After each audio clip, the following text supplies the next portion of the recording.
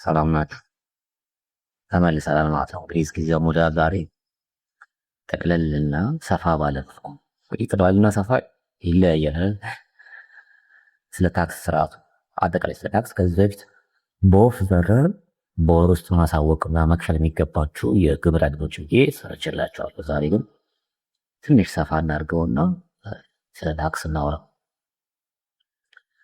የንግድ ድርጅት ሲመሰረት በሁለት መልኩ ሊመሰረት ይችላል። በሁለት የተለያየ ሁለት ኦፕሽኖች አሉ። ከሁለት አንዱ ተመርጦ ሊመሰረት ይችላል። ወይ በፒኤልሲ ወይም ደግሞ ሶል ፕሮፕራይተርሺፕ በግለሰብ ደረጃ ሊመሰረት ይችላል። በፒኤልሲ ሲመሰረት እንግዲህ በዛውን የፒኤልሲ እና የሶል ፕሮፕራይተርሺፕ ነው ልዩነት ነግራችሁ። በፒኤልሲ ከተመሰረተ በማህበር ነው። አንድ ሰው ብቻ አይወሰድም። ሁለት ሶስት ሰው ሆኖ የሚያቋቁሙ ድርጅት ማለት ነው እና እነዛ ሶስት ሰዎች የትርፍ ድርሻ አላቸው። አክሲዮን ምን ያክል ፐርሰንት እንደሚወስዱ ምናምን ተማምነው ቃለ ጉባኤ ምናምን ይዘው ነው ብዝና ማስረጃ የሚያጸድቁት።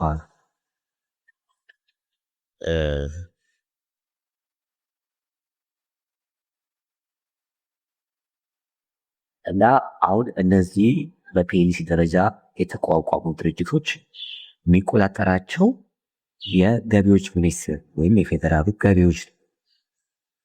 እንግዲህ ገቢዎች ሁለት አይነት አለ።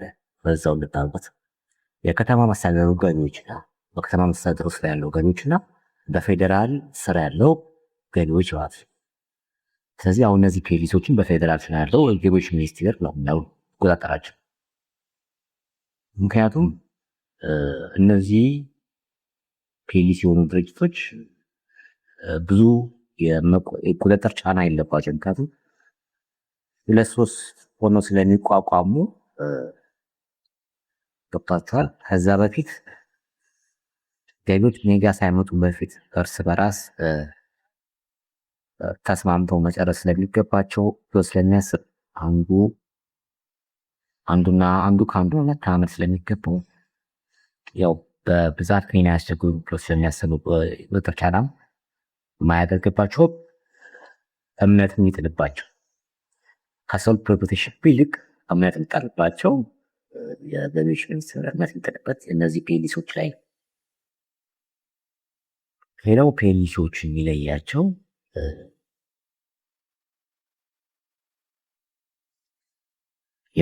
የታክስ ስርዓቱ 30% የትርፍ ግብር 30% በፒኤልሲ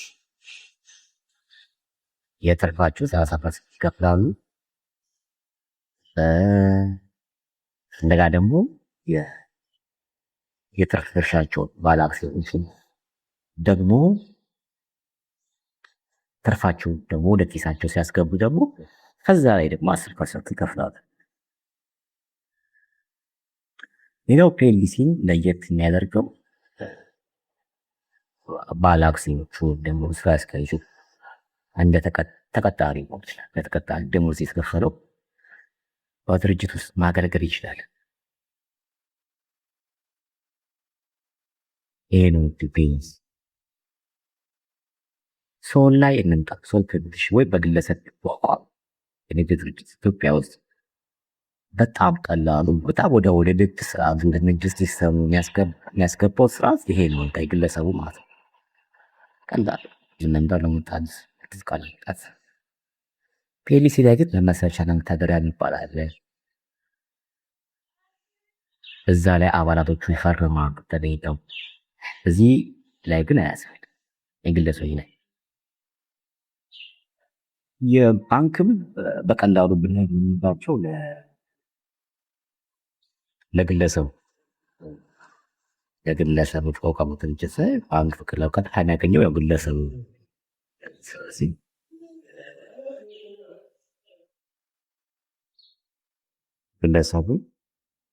ነው እና ገቢዎች ደግሞ ጫና የሚያደርግበት ወይም ደግሞ ከፍተኛ ቁጥጥር የሚያደርግበት እዚህ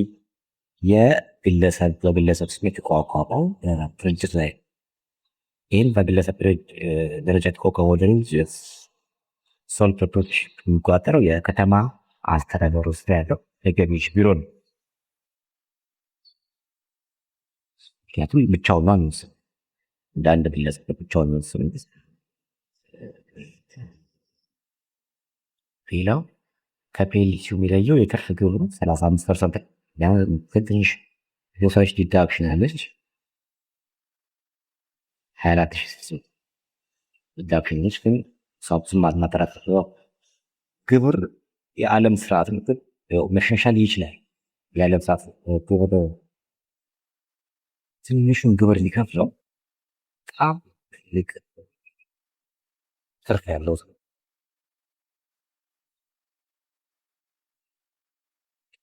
ትልቅ ትርፍ ያለው ሰው በግብር ሊጎዳ ማይችለው መካከል ደበታቸው ታች አነስ ያለ ትርፍ ያለው ሰው በግብር ጫና ሊዳከም ይችላል። ይህ የዓለም ስርዓት ነው። ሶል ፕሮፕሪተርሺፕ ላይ 30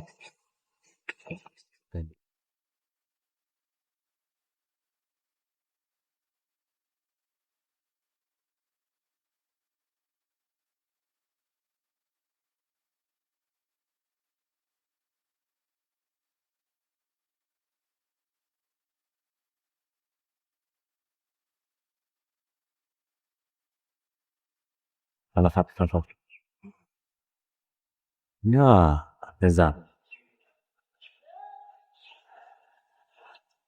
ሌላው የግለሰብ ድርጅት ኢቨን ፐርሰናል የሆኑ ወጪዎችን ራሱ ከፍሎ በጥንቃቄ ደረሰው ካልያዘባቸው በኋላ ላይ ሊጠየቅበት ይችላል።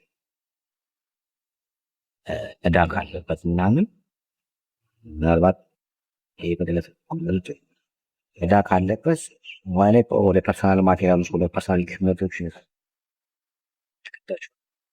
ፒኤልሲ ላይ ከሆነ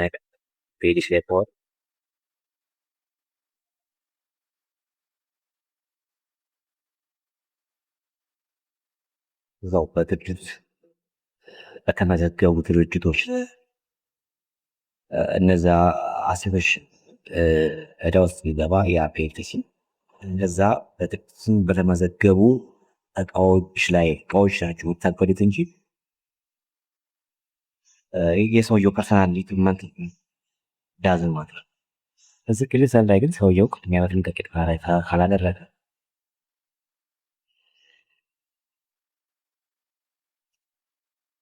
ጥንቃቄ የፐርሰናል የሚያወጣቸው ወጪዎች ደረሰኝ ቢይዝላቸው ማለት ነው።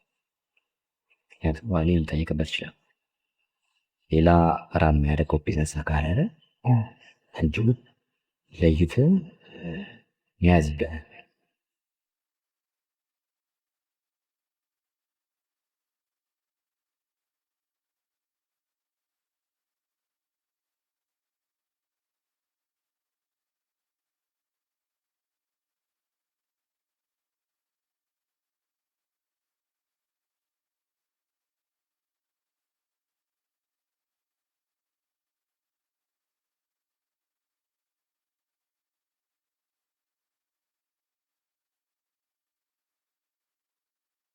ሰው ላይ ያጎድል ፒኤልሲ ላይ ራሱ ስራ አስኪያጁ ራሱ ባለቤቱ ፒኤልሲ ላይ ስራ አስኪያጁ እዛ ያሉት ሸለሞዎች ፒኤልሲውን የባባሉ ሰዎች ተቀጣሪ መሆን ይችላሉ ብያቸዋለሁ። ሰው ላይ ግን አይቻልም።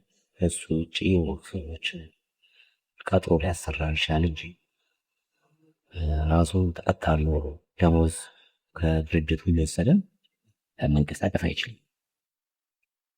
ፒኤልሲ ለምን መሰላችሁ? ፒኤልሲ ላይ ይጥፍ የራሱ ህልውና ልክ እንደ አንድ ህልው የሆነ ሰው አድርጋ ግብጽ ፒኤልሲ ማለት ነው። ሰው ላይ ግን በቃ ራሱ ከበደ ምናምን ከሆነ ግን ያው ከበደ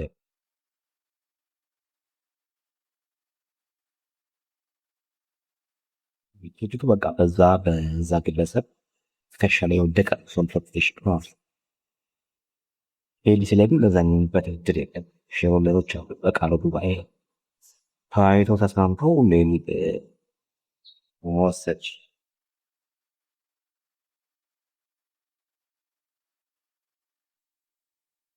ነው አሪፍነቱ። ሶል ላይ ብቻችሁ የምትወስኑት ፔሊሲ ላይ ከሆነ ግን ሼርሆልደሮቹንም አብራችሁ ባለአክሲዮኖቹን አወያይታችሁ መወሰድ ባለአክሲዮኖች አወያይታችሁ ወሰናል። በሆነ ማስረጃ ያጸድቃችሁ ያ ያጸደቃችሁትን ቃለ ጉባኤ ነው ለገቢዎች ሰጥታችሁ ካፒታል መጸደቅም ሆነ ሌላም ጉዳይ ስራ አስኪያጅ መቀየር ሆነ ካፒታል መጸደቅም በዚህ ውይይት ነው። ኢቭን ዲቪደንድ ታክስ ለመጣው ራሱ ፔሊሲ ላይ ዲቪደንድ ታክስ ለመክፈል ቃለ ጉባኤ ራሱ ማዘጋጀት ሲጠበቅባቸው በፊት መጠቂያቸው አይቀርም። ካፒታል ላይ ብቻ ቃለ ጉባኤ የሚያዝ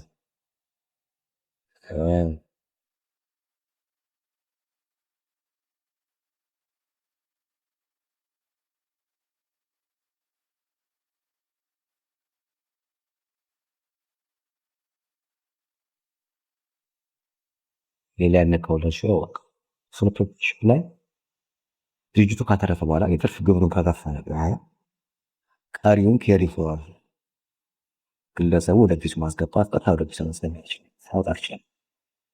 ፔሊሲ ላይ እንደዛ አይደለም። ፔሊሲ ላይ ተጨማሪ ኮንሰንት ተከፍሎበት ነው ባለድርሻ ባለአክሲዮኖችን ሊወስዱ የሚችሉት። ለዛ